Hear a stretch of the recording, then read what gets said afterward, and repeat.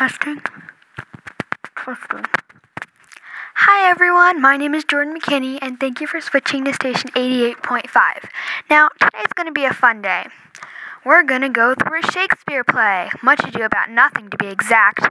Now, most of you would say, oh, this sounds like it involves learning, and that's like a school thing, and then you change the channel. But I can promise you that this will be interesting. So just sit back, relax, and enjoy the show. Warning! Sitting back and relaxing while listening to the show has been known to cause convulsive fits of laughing which may lead to death while driving. Please wear your seatbelt. Now, let's set the scene. It's outside, in the fairy tale land of Fairytopia. Psych, it's in Italy. Okay, I know how boring that sounds, but give me a chance here. The soldiers are just returning from battle. It was Don Pedro versus Don John. They're brothers, but unlike many siblings who just work out their problems, they went to war about it. Their mother must be so proud. Well, anyway, they're at a truce right now, although Don John wants to get revenge. Remember that for later. The battle was long and fierce, and one man in particular shone. His name is Claudio. Many said he had the ferocity of a lion and the looks of a lamb. Now, he was crushing on this little sweetheart named Hero. Now, when I say little, I mean little. She was the tiniest girl in Messina. So when he told Benedict, the witty dude in this story, about his love, Benedict was like, yeah, she's pretty, but she's short. Like, she's gonna need to stand on the Empire State Building at her wedding to be able to kiss the groom. You wanna marry someone pretty? You should marry Beatrice. Although, her tongue would be a harsh price to pay, if you know what I mean. Now, a messenger came to Leonardo with the message that the troops are coming. Hero started to hyperventilate. Oh my gosh, Claudio's coming. Oh my gosh, Claudio's coming. I have to get ready. And she ran off to change. Now, Beatrice asked right away whether Benedict was among them, for she wanted to prepare the best dishes as it was. As it is, she ran upstairs to put it all on paper. So the army came into Messina, with much hurrah and all that stuff, and Benedict walked up to Beatrice. The insults started flowing right away. Why, hello, Beatrice. I see that your breath is still killing innocent people. You look much too ugly to be related to your cousin. But, you know, it's not your fault that your face looks like it caught on fire and someone tried to put it out with a fork. Well, Benedict, you're so ugly if you walked into a room with your butt first, people still say, hi, Benedict. Your mom is so fast she was floating in the ocean and Spain claimed her as new land. Your mom is so stupid she got locked in a mattress store and slept on the floor. Okay, you guys, that's enough, Don Pedro said. Beatrice and Benedict walked out of the room with final glares at each other. OMG, they can't stay off each other, can they? Yeah, replied Claudio. He was staring up at the balcony where Hero was standing. You hot on her? Asked Don Pedro. Yeah. You want me to hook you two up? Yeah. Okay, so I'll pretend to be you at the party tonight, and I will woo her for you. Yeah. Woo. Yeah. That all you can say? Yeah. Don Pedro shakes his head and pulls Claudio back to his room to get ready for the party. Now, a few hours passed where everyone was getting ready and all of that humbug. I mean, it took Beatrice and Hero 3 hours to pick out a dress. I think that's a little over the top. Surprisingly, though, they were the first ones at the party, and they started talking about the perfect man. Now, in this particular subject area, Beatrice is pretty sensitive. Let's not talk about that, dear cousin. You know I'm never getting married. Jeez, just trying to start a conversation, Beatrice. Oh, look, I think that's Claudio. We should put on our masks and go dance with them. Whatever your little heart desires, dear pain in the rear end, cousin," Beatrice replied. So they went over and started to dance. The Electric Slide, Cupid Shuffle, Cotton Eye Joe, you name it. Beatrice walked over to the punch bowl to get a drink and stands next to a masked man. She is suddenly spilling her guts. "Hey there, you know Benedict?" The man nods his head.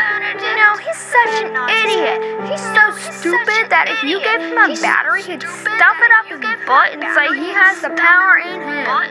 Moron. The man didn't respond. "You don't talk much, do you?" "Well, you don't talk to me, I won't talk to you." And Beatrice left. Now, on the other side of the dance floor, Don Pedro, who was dressed as Claudio, was slow dancing with Hero. He was wooing her with pretty words and his minty breath. Claudio was standing against the wall. Suddenly, Don John came up from behind him. "You know, Don Pedro is really wooing Hero for himself, not in your name. I heard him tell her himself." Now, don't ask me why Claudio was stupid enough to believe Don John, named after a porta potty, but he decided that if Hero was happy, he'd be happy for her and all that icky stuff. Eventually, it was all sorted out, so Claudio was with Hero. They were to marry in a week, because Leonardo likes to be the one who chooses all the dates so he can fill it in on a little calendar. Happy ending, whatever that means. Now, the evil porta potty was not happy that his first plan to make Claudio jealous of Don Pedro did not work. So, he worked with his evil sidekicks, toilet paper and hand sanitizer. Borachio and Conrad, to come up with another plan. Basically, to make Claudio think that Hero was cheating on him. In simple terms, Borachio would stand up in the window with his girlfriend, Margaret, while calling her Hero and kissing her. Margaret, being Hero's maid, would be able to dress in Hero's clothes. Then Don Pedro and Claudio would see Hero and think she was cheating on Claudio. Man, Don John is one dirty, dirty dude. So in the time until the wedding, Leonardo, Don Pedro, Claudio, Hero, Margaret, and Ursula planned to trick Beatrice and Benedict into loving each other. This is a side note, but who names their kid after the evil lady in The Little Mermaid? They're basically setting up their child for failure. Well, anyway, back to the story. So Leonardo, Claudio, and Don Pedro waited until Benedict was in a secluded part of the garden, stalkers, and they went into the section next to it and started talking loudly. "Hey, Don Pedro, have you heard what happened to Beatrice?" "No, Claudio, I haven't."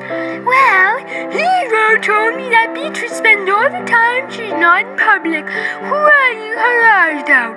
She is so in love with Benedict, but she knows that if she tells him of her love, he will just make fun of her. He is so arrogant, but she's dying. Someone needs to tell him." Benedict, in the background, was having spasms. His eye was twitching with the effort of processing it all because, as we all know, he was not one to think much. So anyway, he miraculously processed the information and decided he was going to be nice to Beatrice from now on and, being the moron that he was, take everything she said as her expressing her love for him. "Benedict, you are to get your fat butt down to dinner." "Yes, my dearest." "Don't call me dearest." "Yes, darling." "Men," said Beatrice as she huffed off. Now that night, Hero's with Ursula and have Margaret bring Beatrice out to the garden, and they do the same thing that Claudio, Don Pedro, and Leonardo did to Benedict. They start talking about how great Benedict is and how he's dying of his love for Beatrice. Basically, all the same things that Benedict heard. So, Beatrice takes this the same way that Benedict does and throws off her angry, man-hating ways. Now, a big question in life is, how do you tell when you're in love? Well, Benedict shaved off his beard. That is basically how everyone figured out that he was in love. He was all loopy and everything, too. "Hi, guys." "Oh, look," said Don Pedro. "It looks like our friend's in love." They all made fun of him like the good friends they were, for now they knew that their trick had worked. So now remember Porta Potty's plan. That night, Don John went to get Don Pedro and Claudio. "Hey, Claudio, I think that Hero's cheating on you. Come, let me show you." And he took them to Hero's window. Now, if Don Pedro and Claudio were smart people, they might have asked why Don John was outside of Hira's window in the first place. But there you go, the future people of the land in a nutshell. I don't really feel like telling you all what happened in the window, but it isn't really hard to guess, so just use your imagination. Now we'll go to the Night Watch, a group of total idiots watching over Messina. So, first of all, the main dudes pretend to ride horses up and down the streets.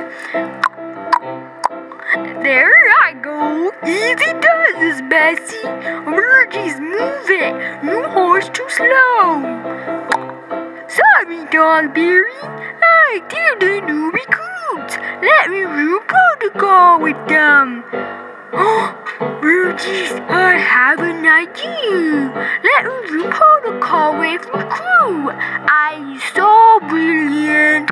Recruit, get your hiney right here. Right now, you shall never meddle with someone who went bad, for I rub off on you. You'll leave drunk man be, he be sober in morning. Now leave. And the new recruits returned to their posts. Now, Borachio and Conrad came out of the garden, talking about what they had just done. In case you forgot, it involved lip locking and a window. So the new recruits tied them up and took them to Dogberry and Virgie's for interrogation. At the interrogation, Dogberry figured out what Borachio and Conrad had done and went to tell Leonardo. To be continued.